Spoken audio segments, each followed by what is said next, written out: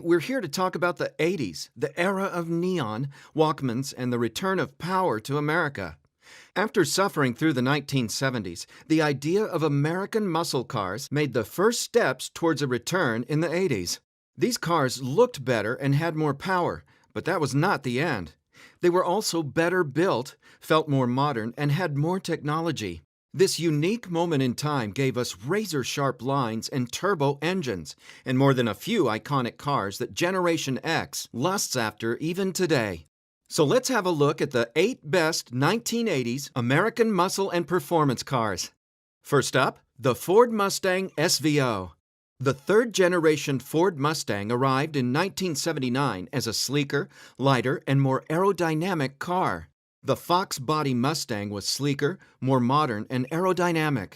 To give the Mustang some edge, Ford's Special Vehicle Operations Department introduced the Mustang SVO in 1984. It featured a 2.3-liter turbocharged four-cylinder with 175 horsepower.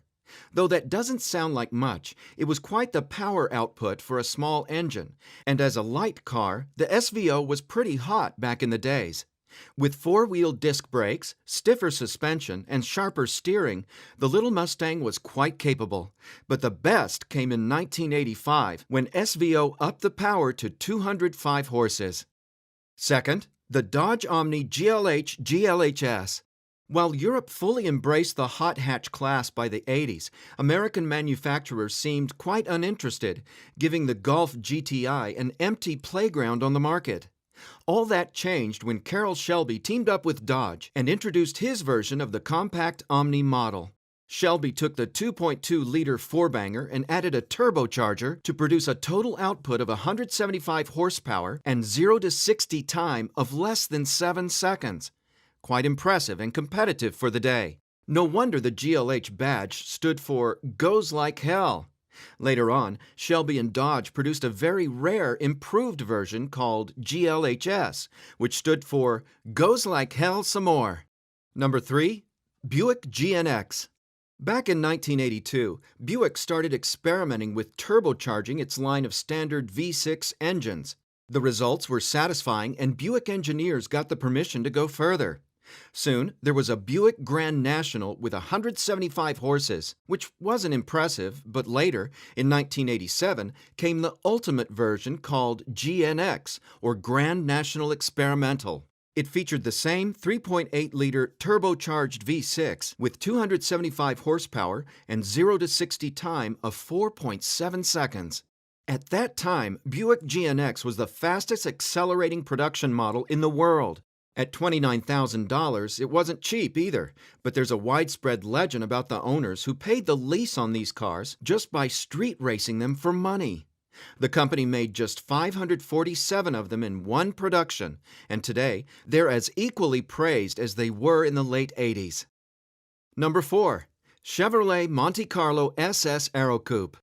Despite being in production for just 2 short years, the Aerocoupe is one of the most interesting 80s muscle cars. Basically, it was a regular Monte Carlo SS, but homologated for NASCAR races. The Aerocoupe was introduced in 1986, and it featured a panoramic back window with back spoiler. The new rear glass provided almost fastback profile, which vastly improved the aerodynamics on NASCAR superspeedways. However, the Aerocoupe was mechanically identical to the regular SS, meaning the power was provided by a 180 HP 305 V8 engine. The production for the 1986 model year was just 200 examples, which was enough to homologate the car. However, to please the market, Chevrolet produced an additional 5,852 cars in 1987. Number 5. Chevrolet Camaro iroc-z. The third-generation Camaro was a well-received and popular car, but buyers wanted more performance and power after a while. Chevrolet delivered just that in the form of the legendary iroc-z. Under the hood was a 350 V8 with 225 horsepower in the early years and 245 horsepower in later versions. The buyers could opt for manual or automatic, and the suspension was tuned as well as steering. Chevrolet even offered a cool-looking convertible, the first Camaro ragtop in 18 years. The iroc-z proved to be a very popular and influential muscle car that finally brought some real performance to match the cool looks. Number 6. Oldsmobile 442. The most famous name from Oldsmobile's performance portfolio was revived for the 1985 model year and was based on the rear-wheel drive Cutlass platform. This time, the model designation stood for 4-speed automatic transmission, 4-barrel carburetor, and 2 exhausts. However, the 307 V8 engine delivered 170 to 180 HP, which wasn't enough for very exciting performance, and Oldsmobile concentrated on handling, luxury, and options, which made this 442 a comfortable and enjoyable car to own. This was the last rear-wheel drive 442, and for 3 years, just over 10,000 were made. Number 7. Ford Mustang GT 5.0. The rise in power during the 80s brought the first real performance to the Mustang range in almost 20 years.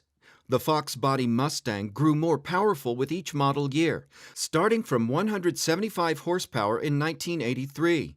By the late 80s, the venerable 5.0-liter V8 was pumping 225 horses and 300 pound-feet of torque, which translated to quite competent 0 to 60 times. The Mustang was once again an affordable performance car with cool styling, lots of options, and enough power to spin the rear wheels in any gear.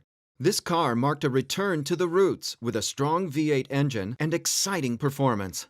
The late 80s Fox body was very popular, so they're plentiful today, and the aftermarket for those cars is enormous, so you can easily modify your Fox body GT to make it even faster. Number 8. The Pontiac Trans Am GTA. Trans Am was the best version of the third-generation Pontiac's F-body. It was introduced in 1987 and was the top-of-the-range Firebird. The package was available until the 1992 model year and was produced in relatively limited numbers. The secret weapons of the GTA were its engine and WS6 handling package. The engine was the 350 V8 with 210 horsepower, or up to 245 horses in later versions. The rumor was that the engine was the same as in the Corvette, since it used the same TPI fuel injection system and displacement. Sadly, that wasn't true. Corvette used aluminum heads, while Pontiac used iron cast ones. However, the power and performance were still pretty similar.